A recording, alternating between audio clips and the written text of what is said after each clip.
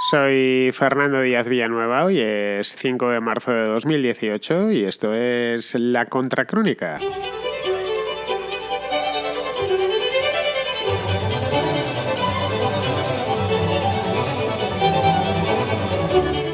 El jueves pasado, Vladimir Putin se presentó ante las dos cámaras reunidas en sesión plenaria, las dos cámaras legislativas en Rusia, que son la Duma, y que es la Cámara Baja, y la otra es el Consejo Federal.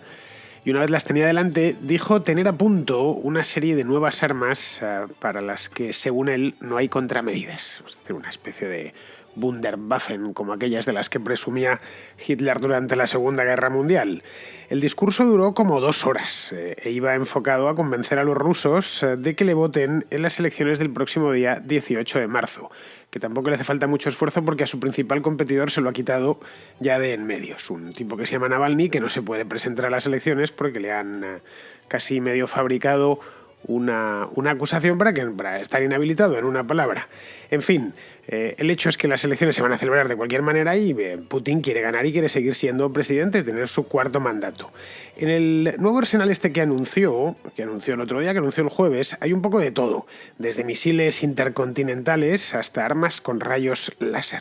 Al parecer, Putin ha encargado de desarrollarlos, todas estas armas fabulosas, para evitar el escudo antimisiles de la OTAN. Y además esto no es una interpretación, es que lo dijo textualmente, que su idea era ser invulnerable, en una palabra.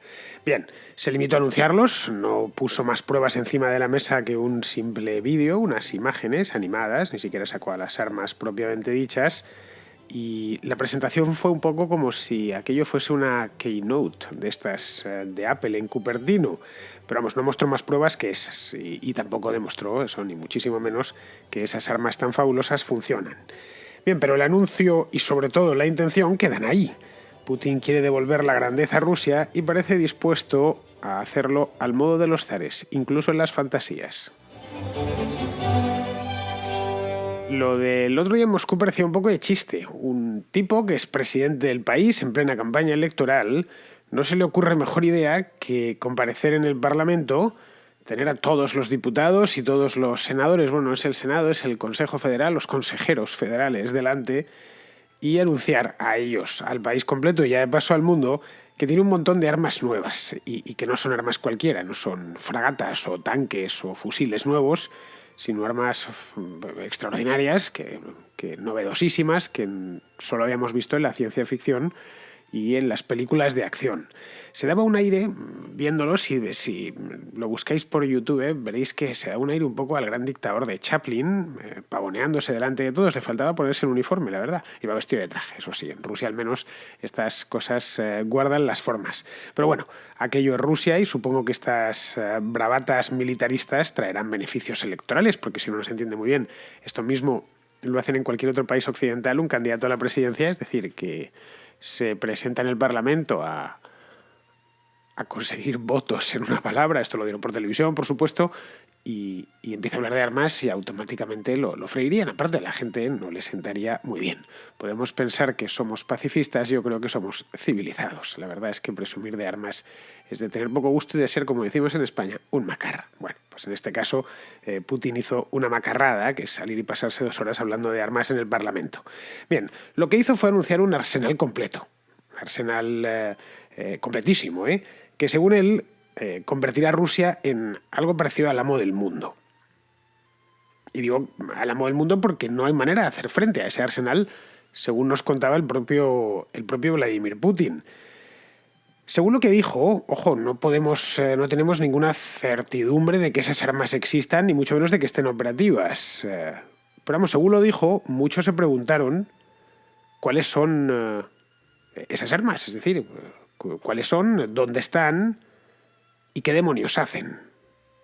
Porque lo que se limitó a dar el presidente de Rusia fue poner unas animaciones y, entre tanto, anunciar que eran algo fuera de lo común. Solo detalló 6. Dijo que tiene muchísimas más, pero que las 6 más, las 6 mejores, las 6 magníficas, eran las que iba a tomarse el tiempo de explicar allí. La primera sería un sistema de misiles intercontinentales que se llama Sarmat y que al parecer tiene 2 peculiaridades. Por un lado, alcanza cualquier punto del mundo, incluidos los dos polos, y por otro es indetectable por los sistemas antimisiles. Esto evidentemente lo decía porque los Estados Unidos llevan 20 años desarrollando un sistema antimisiles, entonces, que les hace evidentemente invulnerables. Si tú eres capaz de frenar cualquier tipo de ataque, es como una coraza, cualquier tipo de ataque que vayan a hacer contra ti, en ese momento tienes la guerra ganada, aunque la guerra nunca se haya declarado antes. De hecho, no se va a declarar. Un poco lo del arma nuclear, mientras solo la tenía uno, pues ese uno era invulnerable. El tema es que la paridad nuclear se consiguió muy pocos años después de la bomba de Hiroshima. Entonces, tuvieron que convivir y siguen conviviendo las potencias mundiales sabiendo que todos tienen armas nucleares, unos más y otros menos, pero que es una herramienta de disuasión.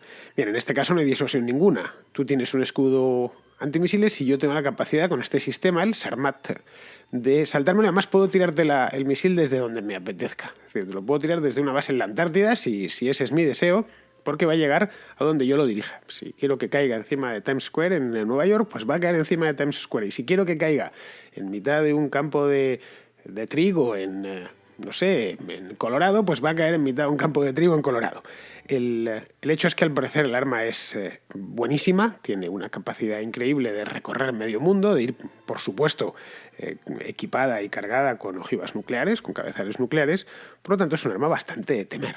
Yo la verdad es que si mi enemigo me dice y me demuestra que tiene una cosa así, la verdad es que empezaría a asustarme, pero no era la única. Otra de las armas son unos drones submarinos que operan a gran profundidad, viajan más rápido que los submarinos convencionales y su alcance es intercontinental. Es algo así como los Dreamer, estos aviones con los que los Estados Unidos están metidos en Oriente Medio, pero en modo submarino. Pueden plantarse navegando, no sé qué profundidad dijo, pero qué sé yo, a 3.000 metros bajo el nivel del mar, cosa que los submarinos convencionales no pueden hacer porque reventaría, no sé si a 3.000, pero con que ya pudiesen navegar a 1.000 metros bajo el nivel del mar ya sería una cosa digna de ser mencionada. Bueno, plantarse delante de la costa de cualquier país y desde allí arrojarles un misil. Ojo, es el submarino definitivo, porque no hay manera de acabar con él. Y además, en el caso de que acaben con él, tampoco se llevan por delante a tus hombres, porque es un submarino no tripulado. Otro de estas armas que presentó Putin es un sistema de misiles hipersónicos. Sí, hipersónicos significa que son más allá de supersónicos, no lo sé, Mach 20 quizá, una cosa así, 20.000 kilómetros por hora, que para eso habrá que salir prácticamente al espacio para poner algo a esa velocidad, que van tan rápido que ningún sistema de defensa puede neutralizarlos. Eso es lo que contó Putin. Son visto y no visto, en una palabra. Que según salen de la atmósfera, a 20.000 kilómetros por hora, pues se plantan en la otra punta del mundo en cuestión de minutos y automáticamente caen como una bola de fuego, llegó a decir Putin, una especie de meteorito. Estás tan a gusto tomándote un café en la terraza de casa y de pronto ves que se aproxima una bola de fuego y ¡zas! Adiós. Se acabó lo que se daba, porque estos misiles hipersónicos también pueden ser cargados con cabezales nucleares. Otro más es una variante de este último. Es también un misil hipersónico, ya sabéis, a Mach 20, que puede maniobrar, pero en el aire. Es decir, este sale y entonces lleva una especie como de submisil adosado que se deja caer desde ahí, va a toda velocidad y ese puede cambiar de trayectoria. Una especie de avión no tripulado, en este caso sería propiamente un dron. Y por último anunció unas armas láser. A mí esto es lo que más me gustó de todo, pero es la que menos tiempo se detuvo. Yo soy de la generación de Star Wars, entonces todo lo que sean armas láser me llama mucho la atención. Es más, llevo toda la vida preguntándome por qué todavía no hay armas láser, a pesar de que de niños nos aseguraban que ya en el siglo XXI íbamos a tener armas láser. Pues no las hay, nadie las tiene, ni siquiera los militares, los soldados de los Navy SEALs, nadie lleva un arma láser, ni pistolas, ni nada que se le parezca. Bueno, pues al parecer Rusia las va a tener. No dio muchos detalles, ya digo, pero aseguró que las están utilizando ya sus propias tropas. Supongo que las estarán utilizando a modo experimental, porque no se les han visto en los teatros de operaciones donde opera ahora mismo el ejército ruso, básicamente en Siria, pues no se les ha visto a los soldados rusos disparando con láseres. Quizás son láseres más grandes, no tienen por qué ser pistolas, que lo mismo estoy yo modificado mentalmente por la cosa de la guerra de las galaxias y a lo mejor resulta que luego un cañón láser es una cosa más grande. Aunque en Star Wars también hay cañones láser, no lo olvidemos. Es decir, artillería láser propiamente dicha. No tenemos ni idea. Se limitó a decir que tenían armas láser y eso ya, solo con que te digan que tienen armas láser, estás derrotado. En el campo de la propaganda, desde luego. Y luego sospecho que en el campo de batalla también, porque que te disparen con un láser, más si es de artillería, de esos que tiraban en el Imperio Contraataca, que tiraban los AT-AT, estos que eran como aquellos caballos, son robóticos, pues no tienes defensa ninguna. No ya que no la tienes porque te han tirado 4 o 5 bombas nucleares sin que te enterases, sino que además luego cuando vas a hincarles el diente por tierra, pues resulta que los tipos están armados con láseres. Bien, hasta aquí más o menos. Hay unas cuantas más, pero estas son, yo creo, a mí por lo menos las que más me llamaron la atención. La pregunta que todo el mundo se hizo, tras conocer esto, tras conocer la feliz noticia de que Vladimir Putin tiene armas láser, como si fuese el Imperio Galáctico, la pregunta que todo el mundo se hizo es ¿por qué lo hacía? ¿Por qué hacía esto? ¿A qué venía esto? En una palabra. Que aquello parecía un poco sacado de otra época.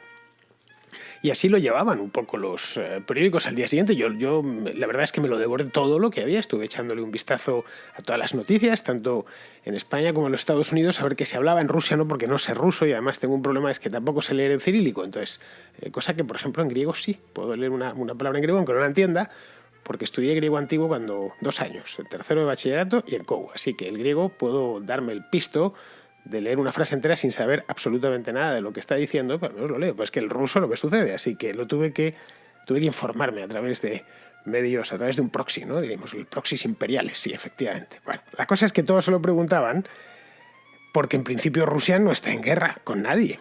Interviene en algunos puntos calientes, como puede ser Siria, pero intervienen muchos, o su problema que tienen en Crimea, bueno, el problema lo tienen los ucranianos más bien, algunas cosillas internas, pero no es un país especialmente agresivo, es decir, no hay tropas ni bases rusas por el mundo. Bueno, está la de Tartus, que está en Siria, y poco más. Entonces, ¿para qué necesitas tanta investigación armamentística si no tienes problemas de guerra en ningún lado? Y además tampoco está amenazada. Nadie ha amenazado formalmente a Rusia. No tiene a un Kim Jong-un diciendo que va a echarle 4 o 5 bombas nucleares a la que se descuide. Bien, yo creo que había 2 razones. La primera es electoral, como ya os he dicho, os he comentado al principio.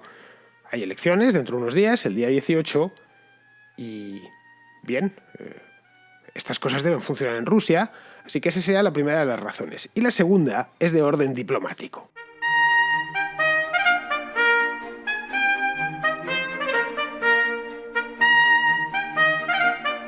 Podréis pensar como de orden diplomático, pues menuda diplomacia la de Putin. Bueno, Putin es que es mucho Putin, fue agente de la KGB en su momento y él entiende que la diplomacia también se hace de esta manera. Quería hacer o enviar un recado a Donald Trump después de que hace un mes Trump presentase la nueva estrategia nuclear de Estados Unidos. Que nosotros también tenemos una cosa así. Que sepas que no te vas a quedar solo, en una palabra, a pesar de que la nueva estrategia de Estados Unidos, la nueva estrategia nuclear, quiero decir, no vulneraba ninguno de los tratados armamentísticos firmados con Rusia, ni anteriormente con la Unión Soviética, ni con nadie. Simplemente un reenfoque estratégico. Simplemente eso. Pero bueno, en este caso van más allá de un reenfoque estratégico. De hecho, todas las nuevas armas, yo os he hecho una presentación muy sucinta, de las que presentó Putin, tienen un denominador común. Y es que son todas indetectables. No sé si os fijáis, al margen de que sean más o menos espectaculares, son indetectables. No sé si el láser será indetectable, porque claro, el láser cuando alguien dispara se verá, ¿no? Que no sale bala de ahí, que sale un láser. Aunque me comentaban hace unos años que si en el caso de que inventasen las pistolas láser no dispararían rayos láser, como en Star Wars, sino que sería un rayo continuo, como los que leen los DVDs, una cosa así. Pero bueno, el hecho es que las principales, los misiles, son indetectables. Y si de algo presume la OTAN y los Estados Unidos, es precisamente de su escudo nuclear. Es decir, a nosotros no nos pueden atacar porque no les va a servir de nada. Este es el sueño bélico de cualquiera desde que el hombre es hombre. Yo podré atacarte, si lo creo necesario, pero tú no podrás hacer nada. Podrás a lo sumo defenderte, pero no podrás atacarme a mí. Por la sencilla razón de que no dispones de la tecnología para superar mi escudo. Es como Cuando empezaron a aparecer las primeras murallas, pues aparecieron las armas de asedio. Cuando apareció el submarino, aparecieron las contramedidas contra los submarinos, y así siempre que vemos que aparece un arma nueva, cuando apareció el primer avión en los cielos, en la Primera Guerra Mundial, pues aparecieron las primeras armas antiaéreas. Bueno, pues en este caso ya tenemos un escudo nuclear. Es necesario, por lo tanto, que alguien se las ingenie para burlar ese escudo nuclear. Y de ahí quizá la insistencia en que las nuevas armas no las van a ver llegar, en una palabra. Lo repitió, de hecho, varias veces. Claro que Putin podría estar mintiendo. Esa es otra de las cosas que deberíamos plantearnos. Además, mintiendo como un bellaco. Las armas que presentó el otro día son de un refinamiento tal que quizá pues queden bien para la animación por ordenador que ha presentado el gobierno ruso y que creo que todos los que nos hemos interesado por este tema hemos visto. Pero una cosa es que te hagan... las animaciones por ordenador son como el papel, ¿no? Que lo aguantan todo. Podemos poner cualquier cosa. Podemos... ¿Cuántas animaciones de los viajes a Marte habéis visto? ¿100.000? ¿Cuántas veces he ido a Marte? Ninguna. Bueno, pues lo mismo. Y bueno, pues con lo fácil que es ir a Marte. Si uno no tienes más que salir de la Tierra con un cohete estupendo, ir por el espacio, llegar y allí aterrizar, como el que aterriza, qué sé yo, encima de un portaaviones. Pero en cambio, el hecho con cánticos sonantes que queda muy bonito en el ordenador, pero luego no se puede ver, luego no se puede ir, vamos. Es decir, una cosa es tener diseñadas, que estén en la mesa de diseño y que sean posibles, no dudo que todas estas armas sean posibles, y otra cosa bien distinta es hacer que funcionen, incluso pagar el desarrollo y luego hacer que funcionen. Si para un simple avión de pasajeros les lleva años de test y de pruebas, no quiero ni pensar para un arma tan sofisticada como estas. De hecho, el mismo escudo antimisiles de Estados Unidos, que tanto molesta a Putin, tiene un alcance limitado y no es especialmente preciso. Este escudo consiste en un sistema de bases terrestres, que son 50, creo, que rodea a los Estados Unidos, como si fuera una muralla, pues una muralla moderna, con unos sensores, un sistema de sensores, radares, para detectar lo que vaya, el ataque entrante, y un misil interceptor pegado a la base. Es decir, viene un misil, despega el misil, le intercepta en el camino, lo destruye y adiós muy buenas. Bien, con este escudo llevan desde 1999. Bueno, empezaron ya en los años 90, pero lo empezaron a desplegar en 1999, hace 20 años. Y se han gastado hasta la fecha los estadounidenses 40.000 millones de dólares. Y ojo, lo están testando aún, no está del todo operativo.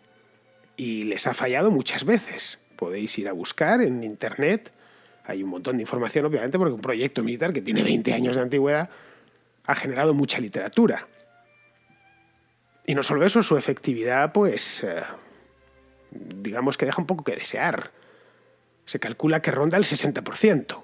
Es decir, que 4 de cada 10 veces los misiles interceptores fracasan en su cometido. Esto es, en la destrucción del misil atacante. Esto lo han solucionado, en lugar de poniendo un misil interceptor, poniendo 3 o 4. En el caso de que pongan 4, es decir, lanzan 4 misiles y por una cuestión de probabilidad, pues al final terminan dando al que ataca. En ese caso ya la efectividad aumenta considerablemente, se va como al 95%. Aun con todo, quería un 5% que no sirviese para nada y que el misil pasase y terminase cayendo, como os dije antes, en Times Square o en cualquier otro sitio de los Estados Unidos. El coste de cada interceptor es de 75 millones de dólares. Luego lanzar 4 serían así, para empezar 300 millones de dólares. Y bueno, pero eso lo tiene Estados Unidos, claro, eso y muchísimo más con lo que gasta en el ejército. No es problema, es decir, no es una cuestión de dinero, pero aun con todo sigue siendo mucho dinero. 300 millones de dólares es lo que cuesta el avión comercial más caro del mundo. Es decir, que es un desembolso importante. Yo estoy convencido que lo terminarán haciendo funcionar, pero claro, es que solo Estados Unidos se puede permitir eso. En todo el mundo, ¿eh? Es el único país que se puede permitir un gasto semejante. A veces se nos olvida que Rusia es un país pequeño en términos económicos. Es muy grande, el más grande del mundo, desde el punto de vista geográfico, es un país poblado, no muy densamente poblado, pero poblado, tiene 150 millones de habitantes, pero económicamente es pequeño. Tiene un PIB nominal parecido al de España, prácticamente el mismo. Rusia tiene 1,4 billones de dólares y España 1,3. La diferencia es que nosotros somos 3 veces menos, que 46 millones y medio de habitantes y allí 150. Y por supuesto muy inferior al de países como Alemania, como Francia o como Japón. No digamos ya el de Estados Unidos, claro, que es de 19 billones anual. Estoy hablando con los datos del año pasado, ¿eh? Es decir, que la economía rusa es 14 veces más pequeña que la norteamericana y 26 veces más pequeña que el combinado entre Estados Unidos y la Unión Europea, que vendría a ser más o menos, grosso modo, vendría a ser la OTAN. Entre ambas suman un PIB de 36 billones y medio de dólares, que es la Unión Europea y los 27 más Estados Unidos, más los 50. Yo no dudo que el ejército ruso sea competente, y de hecho lo es. Tienen muy buena formación, tienen una gran tradición militar y además tienen más de 1 millón de efectivos en armas, es decir, es un ejército muy numeroso. Pero, sinceramente, no creo que pueda permitirse desarrollar armas tan caras. Rusia dedica aproximadamente algo menos de 70.000 millones de dólares al año en Fuerzas Armadas, el año pasado en concreto. Estados Unidos dedica 611.000 millones, es decir, 9 veces más. Y la guerra moderna se hace con dinero, sobre todo si pretendes disponer de armas modernas. No digamos ya si son armas tan novedosas que no tienen contramedida. La cantidad de dinero es, bueno, es tan apabullante que solo muy poquitos se la pueden permitir. Bueno, diría muy poquitos, no, solo Estados Unidos. Es decir, para que Rusia igualase el gasto militar de Estados Unidos, tendría que dedicar la mitad de su PIB a él. Es decir, toda la recaudación fiscal. Bueno, no. Incluso más. Dudo muchísimo que la hacienda rusa recaude 600.000 millones de dólares todos los años. Y eso, como os podéis imaginar, es directamente imposible. No inviable, no poco probable, no. Directamente imposible. Tienen grandes técnicos, tienen mucha experiencia, buenos profesionales del ramo, porque ha sido un país, en tiempos de la Unión Soviética, que estaba concebido para la guerra, pero no hacen milagros. Carecen de varitas mágicas. Luego lo de Putin, seguramente se trate de un farol. No voy a decir que es un farol porque no puedo fundamentar mi afirmación, pero seguramente todo indica que se trata de un farol. Un farol dirigido más al consumo interno que a la OTAN, o que a la OTAN se asuste. Es decir, quizá por eso mismo la OTAN ha evitado hablar del tema.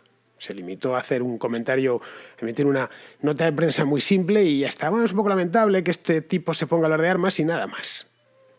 Es decir, saben que Rusia es temible por tierra y cerca de casa, pero no está preparada para mantener en el tiempo un conflicto prolongado lejos de sus propias fronteras. ¿Y si eso por qué? ¿Tener 1 millón de hombres en armas? Pues porque no se lo puede permitir, simplemente porque una guerra como la de Irak costó mucho dinero. Una guerra como la de Irak solo se la podía permitir los Estados Unidos, nadie más. No sé, quizá a muchos les guste fantasear con un contrapoder a la posición hegemónica de Estados Unidos y de la OTAN, pero es que es eso mismo, es fantasía. Hoy por hoy nadie se acerca al poderío militar de Estados Unidos y sus aliados. No sé dentro de 50 años, pero en el mundo en el que vivimos es así, es imposible, siquiera no competiría, acercarse. Ojo, y alegrémonos por ello mientras nos dure. Occidente tendrá todos los defectos que queramos, si los tiene, pero es infinitamente mejor lugar en el que vivir que Rusia, China y cualquiera de los socios que tienen por el mundo.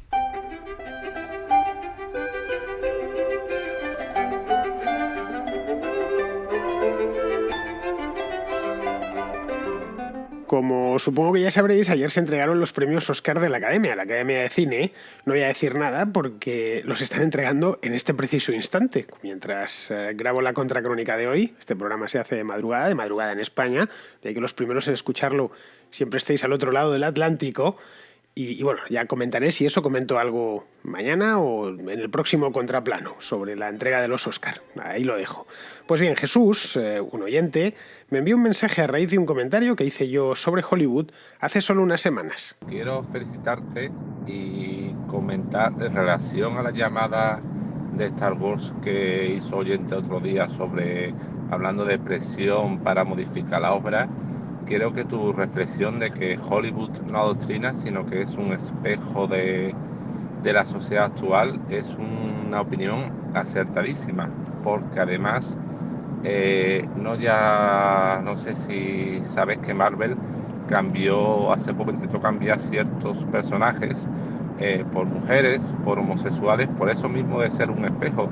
Pues hubo gente, ciertos sectores de la derecha, que interpretó eso como un intento de adoctrinamiento por parte de Marvel a las nuevas generaciones en la homosexualidad y el lesbianismo como parte de una conspiración de la ideología de género, cuando realmente es como tú dices, simplemente el cine, la literatura, los cómics son un reflejo de la sociedad actual, tratan de ser políticamente correctos, a veces les funciona y a veces, como ha sido el caso de Marvel, adaptarse con nuevos sellos, nuevas colecciones, no le ha funcionado y ha tenido que cancelar esas series. Pero de ahí a ver que una cierta tipo de corriente artística, puede ser el cine o el cómic, sea un reflejo, a pasar de considerarlo como una conspiración que trata de adoctrinar a la gente, pues hay buen trecho. En fin, enhorabuena por tu análisis, que creo que es muy correcto. Hasta luego. Bueno, Jesús, yo suelo aplicar la navaja de Occam para casi todo. De verdad, y suele funcionar, ¿eh? Funciona, si no el 100% de las veces, el 99%. No creo que haya una conspiración en Hollywood, de verdad. Organizada como tal. Una conspiración implica organización previa y una dirección única. Los conspiradores es eso, ¿no? Hay una conspiración para derrocar al gobierno. Bueno, me estás diciendo entonces que tienen un programa bien decidido y una dirección única para conspirar. Si no, no es conspiración. Es decir, que no hay ninguna conspiración capitaneada por nadie y planificada. Pero digo, una conspiración para cambiar el mundo y apoderarse de nuestras mentes. Quizá es lo que nos parezca a veces, pero no confundamos los efectos y las causas, que a veces se confunden. A ver, Hollywood es una industria que mueve miles de millones, las industrias más grandes del mundo, mueve miles de millones de dólares cada año y como industria hace el producto que creen que van a colocar bien en el mercado. En este caso, un producto de entretenimiento, películas. Otra industria son los videojuegos, hacen exactamente lo mismo. Tienen más o menos detectado cuál es su mercado, más en el caso de Hollywood es un mercado mundial, sus películas se distribuyen en todo el mundo y fabrican más descentralizado. Hollywood no es una empresa, hay un montón de estudios, distribuidoras, de todo, productoras independientes, es casi un ecosistema dedicado al cine. Sería, en términos económicos, sería un clúster. Bueno, es un clúster cinematográfico y a veces se equivocan y otras veces aciertan. Eso es lo que se llama los taquillazos y los patinazos en taquilla. Y siempre Hollywood como tal ha sido un reflejo de cada época. Estudiar historia del cine es estudiar la historia del siglo XX. Y te lo digo que la historia del cine me la conozco bien desde que nació. Hemos dado clases de historia del cine a alumnos. Y la conozco desde que los hermanos Lumière rodaron a un tren entrando en una estación, vamos. Aunque aquello, bueno, era cine documental, porque el cine como tal nace como cine documental. O sea, da sus primeros pasos. Muy poquito después empiezan a hacer ya cine de ficción. Es decir, a contar historias. Pero es que si nos vamos al detalle, no lo sé, a franquicias concretas dentro del cine, como puede ser, no sé, la de James Bond, por ejemplo, que tiene 25 películas, se lleva haciendo desde hace más de 50 años, vemos que sucede exactamente lo mismo. No sé si has visto las pelis de James Bond, pero bueno, supongo que sí, como mínimo una. Pero entre el Bond de Doctor No, que es la interpretó Sean Connery esa película, interpretó a Bond en el año 1962, y el Bond de Spectra, que es la última, que interpretado por Daniel Craig en el año 2015 es esta película, pues hay un mundo. Sí, solo se parecen en que el protagonista se llama James Bond, que es agente secreto británico, bueno, y que le gusta la vida cara, los buenos coches y los buenos restaurantes. Nada más. En todo lo demás son películas diferentes. ¿Por qué? Pues porque han pasado 60 años, o casi 60 años, entre aquella original de Bond en el 62 y la que se vaya a hacer la próxima, que no sé cuándo saldrá, pero no creo que tarde mucho. Pues ahora han pasado ya 6 décadas. Es decir, si hoy por hoy el estudio nos trajese o nos hiciese una película como, no sé, como Moonraker, esta de Roger Moore, por cierto, la más infame de todas, pues sería el hazme reír. Nadie iría a verla, sería un batacazo de categoría.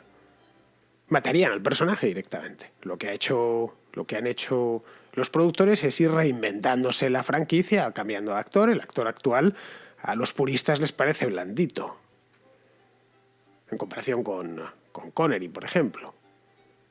Y cada Bond ha habido, pues empezó Connery, luego vino Roger Moore. Bueno, estuvo Lazenby, que hizo solo una película, luego Roger Moore, luego ¿quién más? Bueno, ya hicieron una película dos películas en los años 80 que no terminaron de funcionar, pero el actor no era malo, se llamaba Timothy Dalton, un actor británico, que fue yo creo que el momento más bajo de esta franquicia. Luego ya vino Pierce Brosnan y ya por último Daniel Craig. Como ves, cada uno es distinto y cada uno va atado a su época. Y lo mismo los personajes secundarios. M, Q, que aparece y desaparece, las tramas, el papel de las mujeres, por ejemplo, las obsesiones de cada momento. En las épocas es los rusos o los soviéticos, en otras épocas es el medio ambiente, en otras épocas son los norcoreanos, en otras el terrorismo, en otras los traficantes de droga. En fin, y lo único que hace el estudio es darnos lo que queremos consumir, en una palabra. Es decir, que no hay una conspiración ni nada que se le asemeje. Muy bien, pues vamos a ir dando el finiquito al programa. Vamos con Pizarro, que nos va a hacer un comentario sobre el tema este del petróleo, el shale oil y lo que os hablaba yo el viernes pasado. En la OPEP piensan que el petróleo es un recurso natural finito que rige la capacidad energética de la humanidad. Pero no es un pensamiento exacto. La capacidad energética de la humanidad se ha regido y se rige por la combinación entre el ingenio humano y los recursos naturales disponibles. Además, en la OPEP piensan que un elevado precio del crudo obliga a los demás a pagar más. Pero no es un pensamiento exacto. Los demás pagan más y agudizan el ingenio para pagar menos. Cuanto más se obcecan los de la OPEP en encarecer el crudo, más y más intensos mensajes de estímulo para ingeniar alternativas a la opción OPEP promueven. Ellos mismos. Un cordial saludo de Pizarro. Muy bien, queridos amigos, pues hoy vamos a terminar con una música especial. Ya sabéis que yo trabajo solo con música clásica por dos razones. La primera es porque me gusta y la segunda, y además, le da cierta elegancia y cierto empaque al programa. Y la segunda es porque utilizo música clásica libre de derechos, que hay un montón de ella libre por aquí por internet. Es decir, que no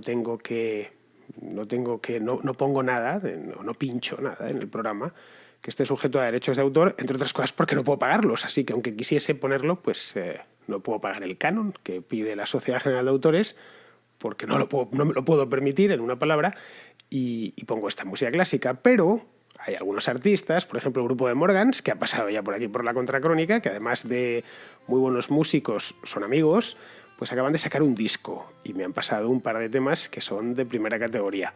Así que voy a cerrar hoy el programa. Mañana meteré la segunda canción. Tengo los dos aquí en MP3 y están, la verdad es que muy bien. Es un grupo de Madrid, cantan en inglés, eso sí, y son francamente buenos. Así que os lo voy a dejar sonar. Esta canción se llama Spoiled Beer. Así que con esto, con los Morgans, me despido de vosotros. Hasta mañana. I'm still reading the dreams you've written on that napkin thrown on the floor. You have made me